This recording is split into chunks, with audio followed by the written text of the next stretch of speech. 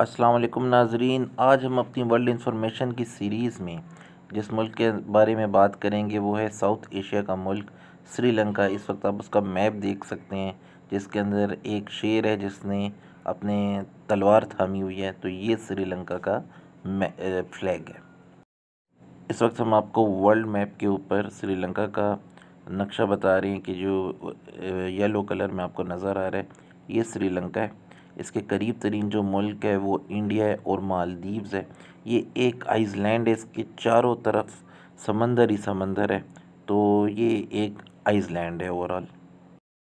अब जूम करते हैं और श्रीलंका को देखते हैं कि ऊपर वाला जो हिस्सा है वो नॉर्थ है, जो नीचे वाला है वो सर्दर्न श्रीलंका है, और ग्रीन कलर में जो हमें इस साइड पे नज़र आ रहा है वो ईस्ट है। इस तरफ हमें वेस्ट श्रीलंका नज़र आएगा, बीच में सेंट्रल भी है, एक ऊपर नॉर्थ सेंट्रल नॉर्थ वेस्टर्न भी आपको नज़र आएंगे। तो इससे आपको ये भी अंदाज़ा हो जाएगा कि किस तरीके से नॉर्थ सेंट्रल किस तरीके से नाम पड़ा है, नॉर्थ वेस्टर्न किसको कहते हैं। तो आपको थोड़ा बहुत इससे ये भी आइडिया हो जाएगा कि किस तरीके से हम साउथ ईस्ट एशिया क्यों कहा जाता है इसको। इसी तरीके से मुख्तलिफ और भी नाम होते हैं। तो थोड़े सा आपको इसका ये भी आइडिया होगा कि ये नाम किस तरीके से हम लोकेशन को देते हैं। श्रीलंका के ऊपर भी ब्रिटिशर्स रूल करते थे, पाकिस्तान, इंडिया, बांग्लादेश और कई और मुल्कों की तरह। इनको 1948 में इंडिपेंडेंस मिली थी इनसे, और ये 4 फरवरी को अपना जो सेलिब्रेट करते हैं अपना नेशनल हॉलीडे, तो 4 फरवरी को मनाते हैं। जिस तरीके से हम 14 अगस्त को इंडिया 15 अगस्त को सेलिब्रेट करते हैं, तो ये 4 फरवरी को सेलिब्रेट करते हैं अपना नेशनल डे। देखा जाए तो श्रीलंका एक बहुत छोटा मुल्क है, इसका एरिया कुछ इतना बड़ा नहीं है। टोटल 65,610 स्क्वायर किलोमीटर इसका एरिया है।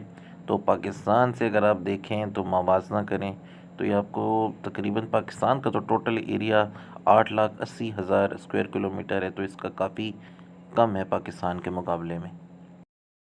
श्रीलंका एक छोटा सा मुल्क है तो इसकी आबादी भी कम है, 2 करोड़ 21 लाख सन 2022 के मुताबिक इसकी आबादी है। तो देखा जाए तो पाकिस्तान, बांग्लादेश से, इंडिया से साउथ एशिया की आबादी के लिहाज से छोटा मुल्क है।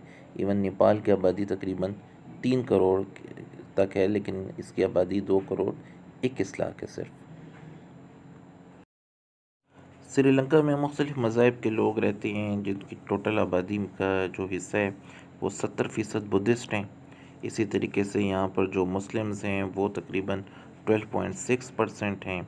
इसके अलावा जो बल्कि हिंदूज़ जो हैं वो 12.6 हैं, मुस्लिम्स 9.7% हैं, और जो क्रिश्चियंस हैं वो यहाँ पर 7.4% इनकी टोटल आबादी का हिस्सा है।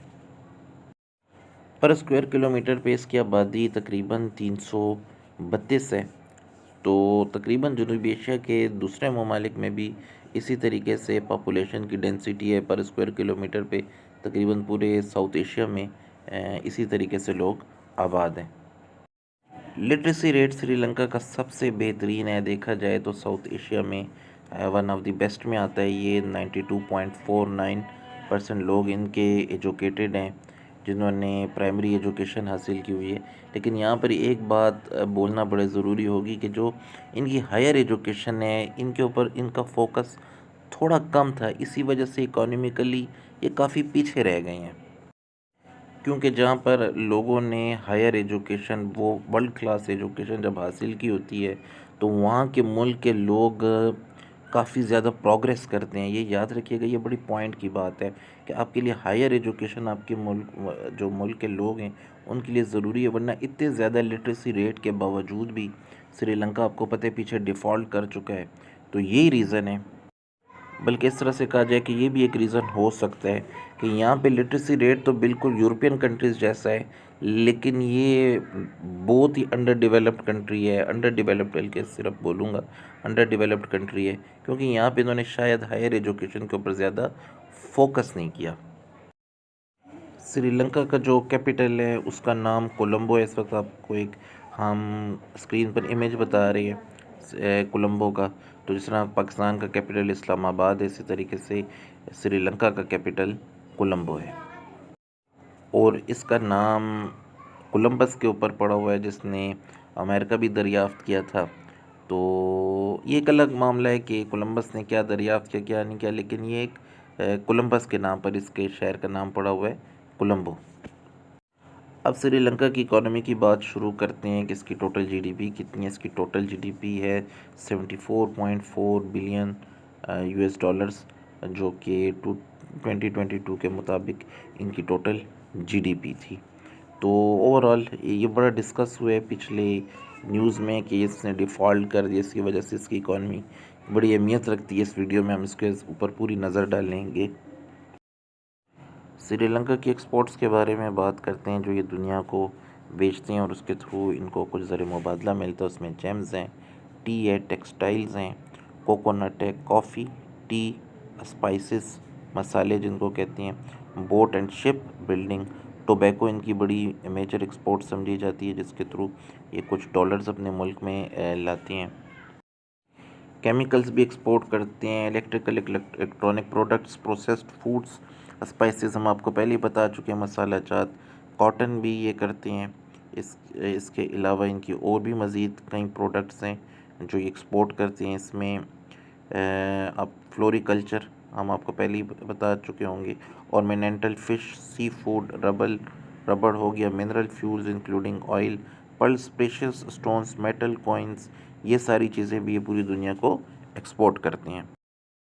और जो ये इंपोर्ट करते हैं अपने मुल्क में, जो इनकी प्राइमरी इंपोर्ट्स हैं वो गैसोलीन है, मशीनरी एंड इक्विपमेंट्स हैं, केमिकल्स और फूड, ये अपने मुल्क में इंपोर्ट करते हैं जिनकी इनको ज़रूरत होती है, तो दूसरे मुल्कों से अपने मुल्क में मंगवाते हैं।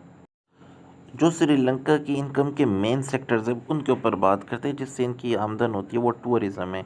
लोग यहाँ पर सैर के लिए जाते हैं।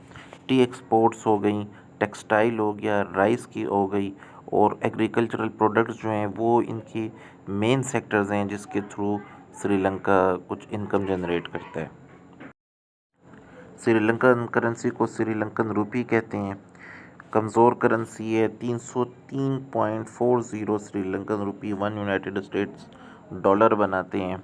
काफ़ी कमज़ोर करेंसी है, पाकिस्तान से भी कमज़ोर करेंसी है, क्योंकि ऑलरेडी ये कुछ अर्से पहले डिफ़ॉल्ट कर चुका था। तो अब बात करते हैं श्रीलंका के टोटल एक्सटर्नल डेब्ट, जिसकी वजह से ये डिफ़ॉल्ट कर गया था।